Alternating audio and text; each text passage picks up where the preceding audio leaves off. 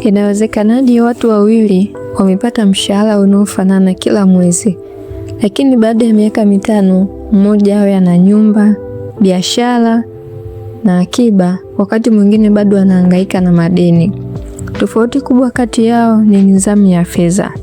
Nidhamu ya fedha ndio inayotenganisha mtu anayesonga mbele kifedha na anayebaki pale pale. Leo nitakufundisha misingi 5 muhimu ya nidhamu ya fedha ambayo inaweza kubadilisha maisha yako ya kifedha. Kuna vijana wawili walimaliza chuo kwa wakati mmoja na walipata pia kazi mwaka mmoja. Wote walikuwa wanapata mshahara unaofanana. Kijana wa kwanza alianza maisha ya anasa baada tu ya kuanza kupokea mshahara, na hakuwahi kufikiria kuhusu kuweka akiba ama kuwekeza. Lakini kijana mwenzie alifanya kitu cha tofauti na yeye. Alianza kuweka akiba kidogo kidogo kila mwezi. Aliandika bajeti ya matumizi yake na alihakikisha anaepuka madeni yasiyokuwa na ulazima. Akaanza pia kuwekeza polepole. Baada ya miaka michache kupita, tofauti yao ilikuwa kubwa. Mmoja alikuwa bado anahangaika na madeni, lakini mwingine alikuwa tayari ameanza kujenga nyumba na ana akiba ya kutosha. Hadithi ya vijana hawa inafundisha jambo moja la muhimu. Mafanikio ya kifedha hayatokani na kiasi cha pesa unachokipata, bali yanatokana na nidhamu ya jinsi unavyotumia pesa zako. Msingi wa kwanza wa nidhamu ya fedha ni kuishi chini ya kipato chako. Hii ndiyo sheria ya kwanza kabisa ya mafanikio ya kifedha.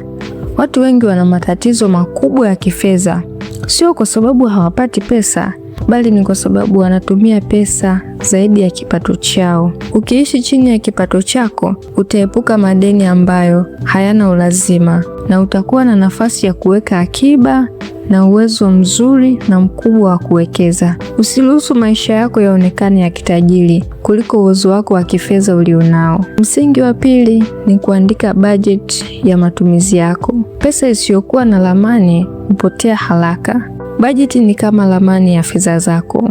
Inakuonyesha pesa zako zinaenda wapi na zinatakiwa kufanya kitu gani. Bila budget, matumizi yanakuwa ni ya kiholela na pesa zinaisha bila kujua zimeenda wapi. Lakini ukiwa na budget, itakusaidia kudhibiti matumizi ambayo hayana ulazima. Na msingi wa tatu ni kuweka akiba kwanza kabla ya kutumia. Mtu mwenye nidhamu ya fedha huwa anaweka akiba kabla ya kutumia pesa yake. Watu wengi hufanya makosa, wanatumia pesa kwanza halafu wanaweka akiba kiasi kilichobaki. Njia sahihi ni hii: ukipata pesa au ukipata kipato, weka akiba kwanza halafu tumia kile kiasi ambacho kitabaki. Hata kama ni kidogo, lakini anza na hicho kidogo ulicho nacho kuweka akiba. Na msingi wa 4 ni kuepuka madeni yasiyo ya lazima. Madeni mengi ndiyo sababu kubwa ya matatizo mengi ya kifedha kwa watu wengi. Siku zote huwa kuna madeni ya aina mbili. Kuna madeni ya maendeleo